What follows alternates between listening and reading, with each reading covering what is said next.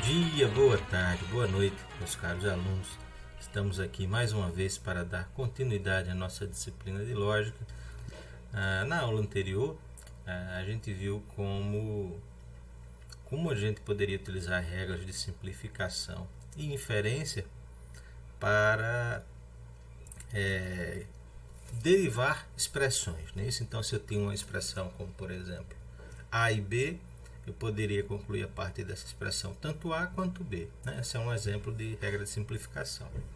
E de inferência, por exemplo, se eu tivesse a implicação de A e B, né? A implica em B, e eu sei que A é verdadeiro, eu poderia concluir B, né? Uma regra de inferência. Na aula de hoje, a gente vai ver como é que a gente pode utilizar essas e talvez outras regras para desempenhar, né, provas proposicionais, ou seja, dado um argumento na lógica proposicional, a gente, a partir das premissas, chegar na conclusão. Ok? Para isso, eu peço licença a vocês, então, para me ausentar em vídeo e continuo com vocês em áudio. Provas proposicionais. Na aula passada, só recapitulando, né, a gente falou sobre todas essas regras de simplificação e essas regras de inferência. No caso, a gente demonstrou essas regras, acredito que essa aqui também, e aí eu pedi para vocês verificarem essa, né? No caso, seria a negação da biimplicação, em que se eu tenho que é falso que A implica em B, é porque A e B têm valor verdades distintos, né? Se A é verdadeiro, B é falso. Se B é verdadeiro, A é falso. E aí, se vocês conseguiram fazer essa verificação, vocês notaram que a tabela verdade da negação de A implica em B, ela tem esses valores aqui, né? Se A e B forem F nessa ordem, né? Falso, falso, falso, verdadeiro, verdadeiro, falso, verdadeiro, verdadeiro. Então a gente tem que pegar uma expressão equivalente em que a segunda e a terceira linha da tabela verdade, né, sejam verdadeiros e a primeira e a quarta falso. E isso acontece se a gente fizer a conjunção entre A ou B com a negação de A e B. Tá? Então, quem não fez, não conseguiu ainda, faça essa verificação que aí a gente chega na nossa regra de simplificação 6.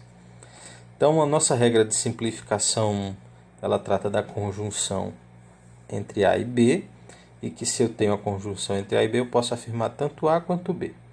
Nossa regra de simplificação 2, a gente tem a negação da disjunção. Então, se eu tenho que A ou B é falso, é porque ambos são falsos, tanto A quanto B. Não existe outra possibilidade. Então, a negação da disjunção de A com B pode concluir tanto que A é falso quanto que B é falso. Nossa regra de simplificação 3 trata da negação da implicação. Em relação à negação da implicação, o que a gente tem aqui?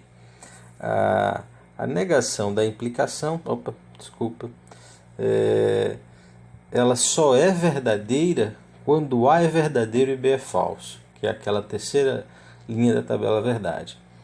Então, se eu sei que não A implica em B é verdadeiro, né, a negação de A implica em B é verdadeira porque A é verdadeiro e B é falso. Então, eu posso concluir tanto A quanto não B. Se eu tenho uma dupla negação, as negações se cancelam. Essa seria a S4, né? A S5 é que a gente viu que a biimplicação ela é uma conjunção da implicação mútua entre os dois operandos, né? Então, se eu tenho que A implica em B, é porque A implica em B e B implica em A. E aí, a gente fazendo uma retroalimentação aqui pela S1, se eu tenho uma conjunção, né, de A implica em B e B implica em A, eu posso concluir tanto A implica em B quanto B implica em A. Então, eu tenho essa outra simplificação. E a S6 é que vocês que não verificaram ainda vão verificar. Os que já verificaram que se eu tenho a negação da biimplicação, seria a conjunção entre a disjunção de A e B e a negação de uma conjunção entre A e B. Ok? No caso das regras de inferência, a gente tem aqui a I1 e a I2, que trata da negação da conjunção e que eu sei que um dos termos é verdadeiro. No caso, se eu tenho a negação de A e B e sei que A é verdadeiro, é porque B é falso e simetricamente o contrário também. Se eu tiver, porém, uma disjunção entre A e B e souber que A é falso, bom, para A ou B ser verdadeiro, A sendo falso é porque B é verdadeiro. Né? Simetricamente aqui na I4, na nossa regra de inferência 4, a gente tem para o caso em que a gente conhece que B é falso. Por fim, nós temos essas duas regras de inferência associadas à implicação, em que se eu sei que A implica em B é verdadeiro e que A é verdadeiro, eu posso concluir B. Se eu sei que A implica em B é verdadeiro e B é falso, então A não pode ser verdadeiro, porque senão B também seria verdadeiro. Então A é falso. Ok? Senhores e senhoras e senhoritas, o que a gente tem aqui são 6 regras. Essas 6 regras de simplificação, mais essas 6 regras de inferência, no total 12, né? não 6 como eu tinha falado. Então, no total, essas 12 regras, a gente vai verificar que elas são suficientes para pelo menos um dos métodos de prova que a gente vai ver aqui hoje, nesse vídeo. Para o outro não, eu precisaria de mais ainda. Né? Então, num dos métodos de prova, essas 12 regras são suficientes para provar qualquer argumento válido. Na outra, eu precisaria de mais. Então, vamos prosseguir aqui e tentar descobrir qual seria esse. Então, primeiro vamos falar aqui sobre o conceito de prova direta. Né? Então, quando eu falo sobre prova direta, o nosso objetivo é, a partir das premissas, né? Por enquanto, se o argumento for válido, a partir das premissas, utilizando regras baseadas em argumentos válidos, como as regras de simplificação e inferência que a gente acabou de citar, a gente vai conseguir chegar na conclusão, certo? Então, por exemplo, se eu pegar um argumento como A implica em B ou C e souber que A é verdadeiro, e minha conclusão seria B ou C. Então, se a gente considerar esse argumento, provavelmente um argumento válido, a gente vai verificar. No método da prova direta, o que a gente faz é, a gente bloqueia aqui, esse símbolo aqui eu vou utilizar para bloquear sentenças, ou seja, eu não posso utilizar as sentenças que estão com esse símbolo, elas estão bloqueadas. E vou numerar as sentenças a partir das premissas, até o momento em que eu chegue na minha conclusão utilizando as regras, tá certo? Então, vamos dar início aqui ao que seria o nosso método de prova direta. A gente tem aqui essas duas sentenças livres, são as minhas duas premissas. A partir dela eu vou utilizar outras formas de argumentos válidos, que seriam as nossas regras de simplificação e inferência, a fim de encontrar a sentença B ou C. Se eu conseguir fazer isso, é porque esse argumento é válido, é porque a conclusão ela se segue das premissas, tá certo? Então veja bem, se eu utilizar aquela nossa regra de inferência 5, né, em que eu tenho A implica em B e tenho A, portanto eu posso concluir B. Né? Então, se eu tenho uma implicação e eu sei que o antecedente é verdadeiro, eu posso concluir o consequente. Então, aqui na nossa terceira, note que agora eu vou usar o símbolo aqui de conclusão, né, de portanto, eu posso concluir a partir da regra de inferência 5, B ou C. E isso foi porque eu apliquei a regra de inferência 5 em 1 e 2. Tá certo? Então veja bem, esse é um exemplo de argumento válido que a gente pode provar utilizando o conceito de prova direta. Ok?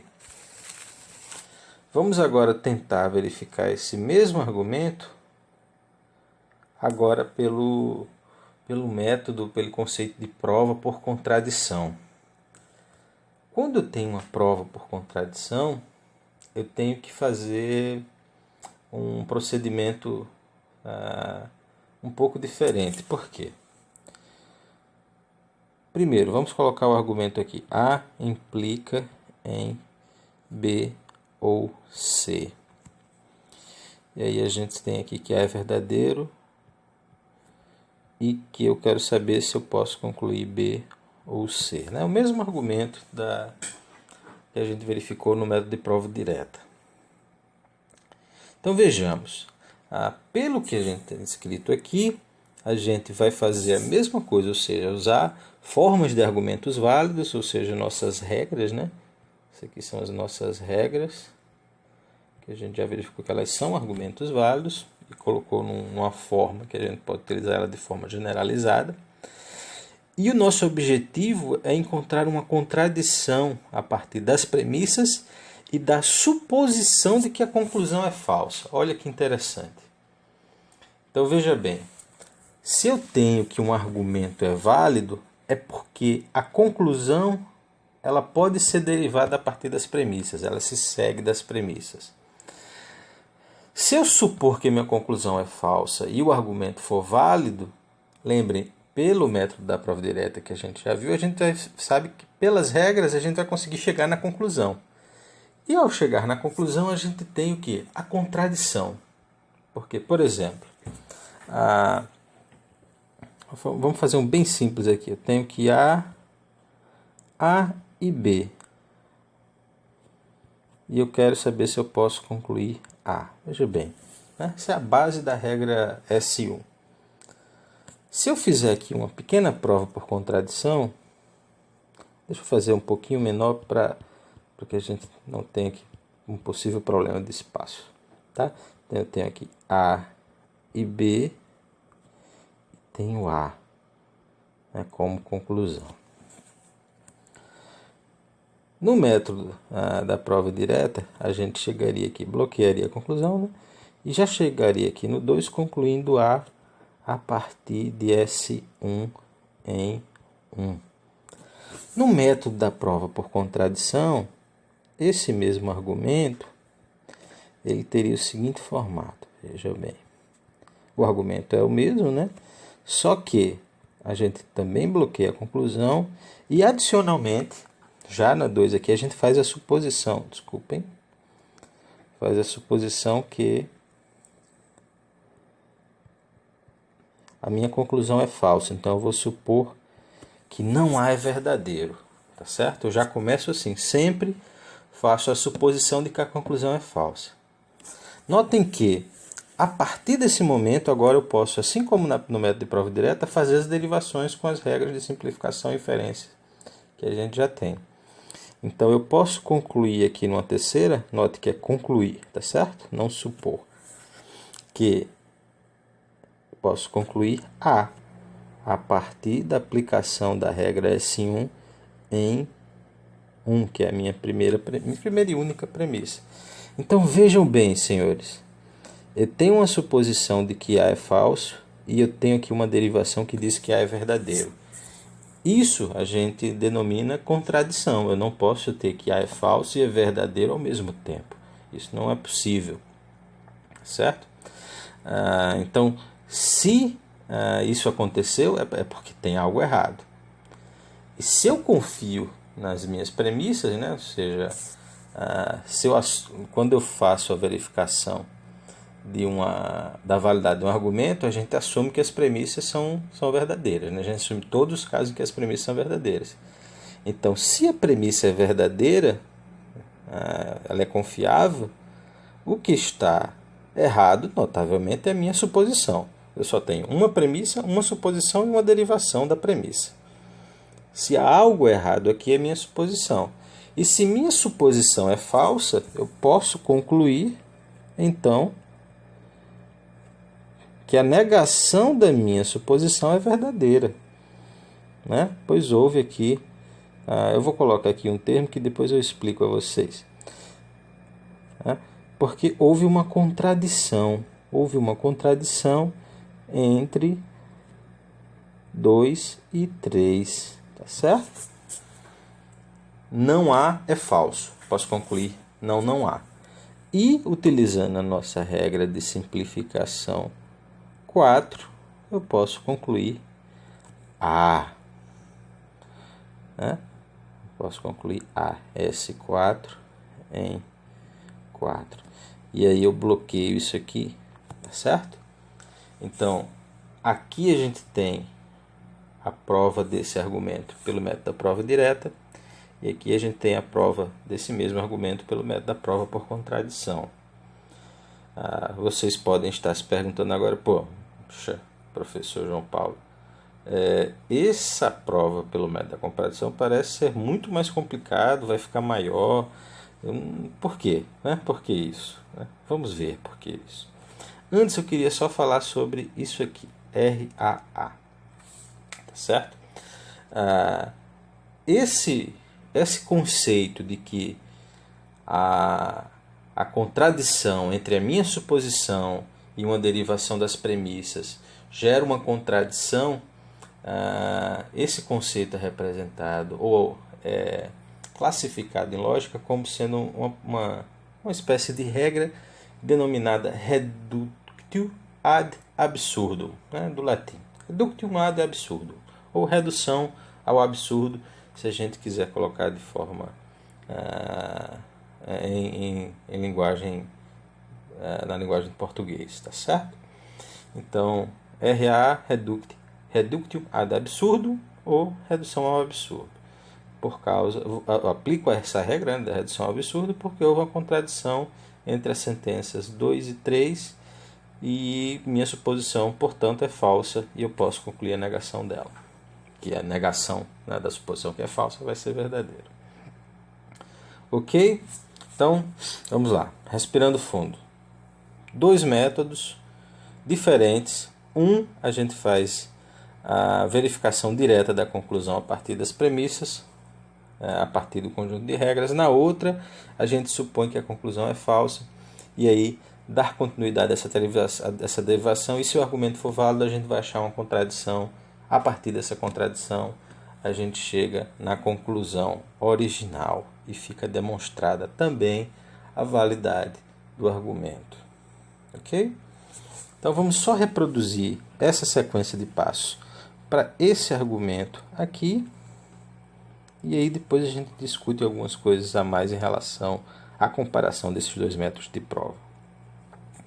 Vejam bem, aqui eu bloqueio a minha conclusão e aí faço de novo a suposição que ela é falsa, que é falso que B ou C, né? Essa é a minha suposição.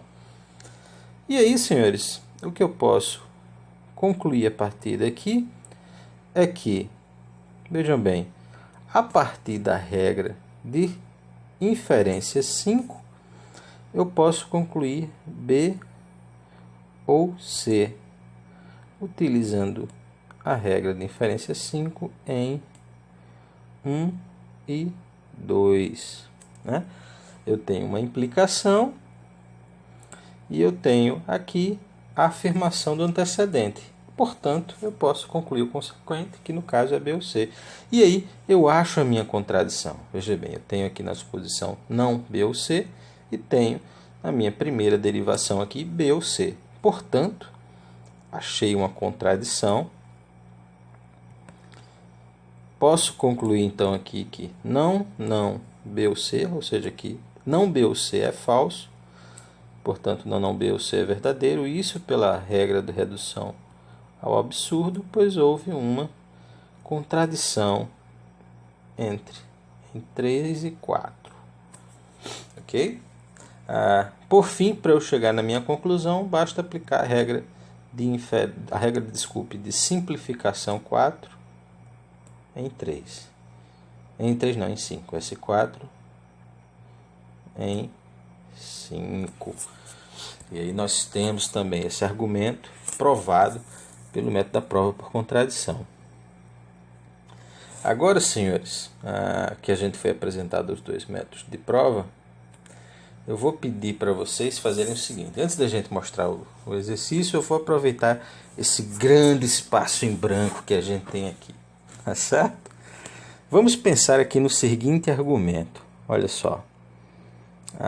O argumento seria: eu tenho A, eu tenho como premissa A implica em B, e eu quero saber se eu posso concluir A e B.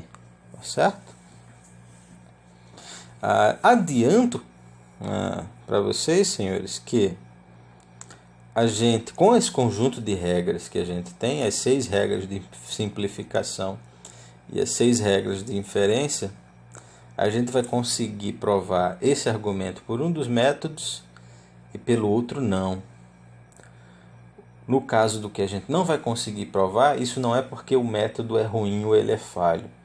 Simplesmente porque eu precisaria de um conjunto maior de regras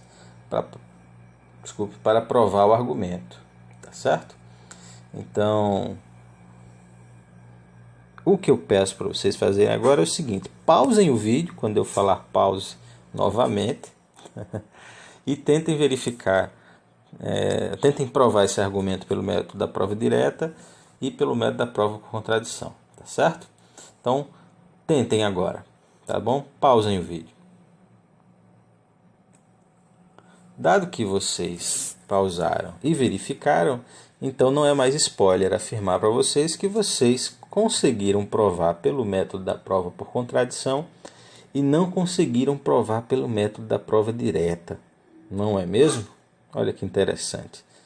Então, professor João Paulo, afirmei há uns 3 a 5 minutos atrás que eu achei muito complicada o método da prova por contradição, mas agora eu vejo que o método da prova direta ele precisa de mais regras, então teria que decorar, além daquelas 12, talvez mais uma dezena para poder provar argumentos válidos.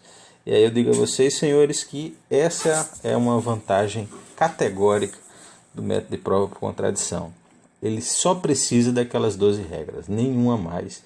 E é por isso, senhores, que eu foco nesse método de prova durante a disciplina, porque vocês só têm que lembrar ou memorizar ou saber derivar durante a avaliação essas 12 regras e nenhuma mais, tá bom? Eu vou só fazer aqui essa prova pelo método da prova direta e por contradição para a gente verificar e vocês poderem comparar com os resultados que vocês obtiveram aí. Então, começando pelo método da prova direta. O que a gente pode fazer aqui é o seguinte: bloqueio a minha conclusão, numero as minhas premissas e posso começar a concluir o que aqui? Note que eu só tenho uma possível realização pelo conjunto de regras que a gente tem, que é a utilização da regra de inferência 5, e 5, em que eu poderia concluir B a partir da aplicação de 5 em 1 e 2. Não é isso? A partir desse momento, não existe mais nada que eu possa fazer com aquelas 12 regras. Nada. Eu fico travado nesse ponto e não consigo encontrar a minha conclusão, que é A e B. Ok? Não consigo, simplesmente. O que eu precisaria aqui, senhores, seria de uma nova regra em que, se eu tenho que P é verdadeiro e que Q é verdadeiro, eu posso concluir P e Q. E aí, por exemplo, eu poderia chamar essa regra de regra construtiva 1, por exemplo, C1. Tá certo? Eu estou chamando de construtiva porque eu teria que, dado 2 FBFs simples, em que eu só tenho apenas uma variável, eu construiria uma FBF complexa utilizando o operador binário de conjunção. Então, por isso que eu estou chamando de regra construtiva. Estou construindo algo maior a partir de coisas menores. E aí, com essa regra, sim, aí eu conseguiria provar.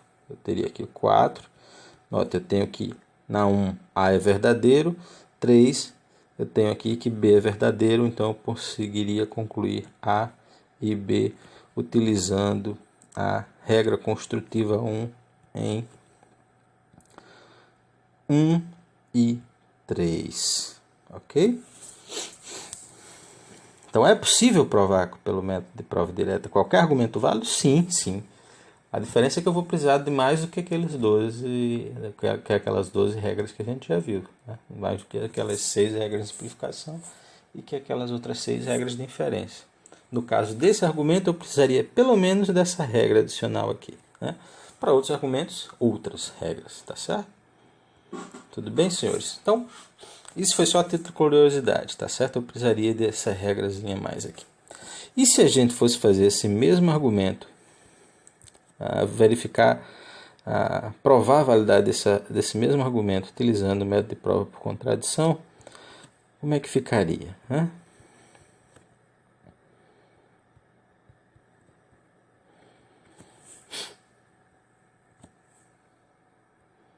Primeiro eu tenho que supor, né, que a minha conclusão é falsa. Eu bloqueio a conclusão, numero as premissas, suponho que a conclusão é falsa. Né? Pronto.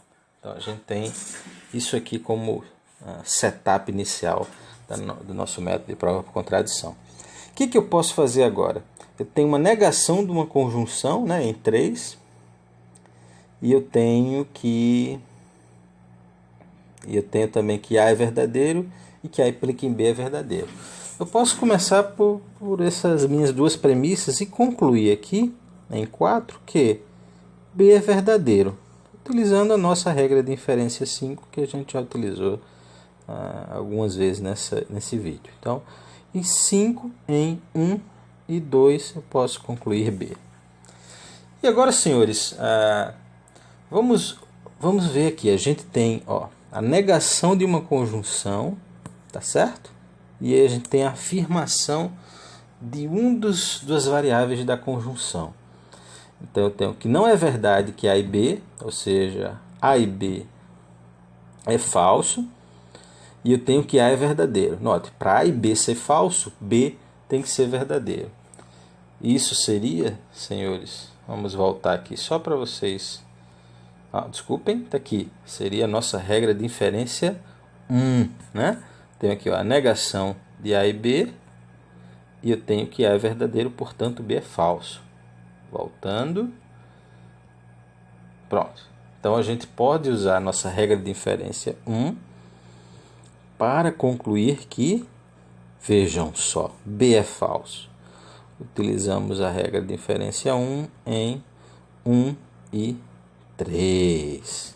Ok? Vejam só. Então achamos, né? Foi um trabalho em conjunto. Achamos a nossa contradição no método de prova por contradição. No momento em que isso acontece, a gente bloqueia tudo que a gente fez. Por quê? Porque encontramos uma contradição, essas sentenças não são mais confiáveis. E aí, pela luz, ou com base na regra de redução a absurdo, se está algo errado dentre essas sentenças aqui, a culpabilidade recai sobre a suposição. Portanto, eu posso concluir que não é verdade que A e B é falso. Então, eu posso concluir não A e B. Isso pela regra de redução ao absurdo, pois houve uma contradição em 4 e 5. Ok? Por fim, para a gente chegar na conclusão original, a gente retira essa negação dupla pela regra de simplificação 4. E aí a gente tem a nossa conclusão original, mostrando que esse argumento ele é válido. Ok? Muito bem, parabéns por terem chegado a esse resultado, terem entendido tudo até aqui. Para vocês, que vocês possam reforçar esse estudo, eu passo como leitura recomendada a seção 4.1 e 4.2 da nossa tradução simplificada, que está no Cigar, E aqueles que têm acesso ao livro-texto podem verificar a seção 7.1 e resolver os exercícios 7.1a e 7.1b. Tudo bem? Ao tentar resolvê-los, faço aqui a seguinte afirmação de que todos os exercícios desse conjunto 7.1a e 7.1b são válidos. Então, vocês vão conseguir chegar no resultado positivo em relação ao método de prova por contradição, né? Todos eles vocês vão conseguir achar contradição, etc. E, portanto, provar que o argumento é válido. Peço para vocês também que verifiquem até que ponto vocês conseguiriam chegar para esses argumentos utilizando o método de prova direta. Façam essa verificação também. Tudo bem?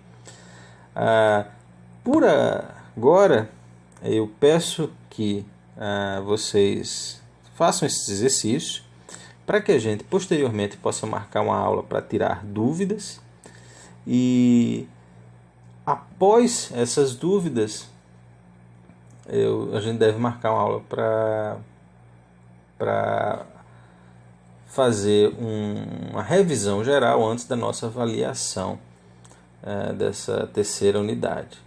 Isso não porque a gente está com o assunto encerrado, ainda a gente vai ver como é que a gente refuta os argumentos que são inválidos utilizando métodos de prova, tá certo? Especificamente o método de prova por contradição.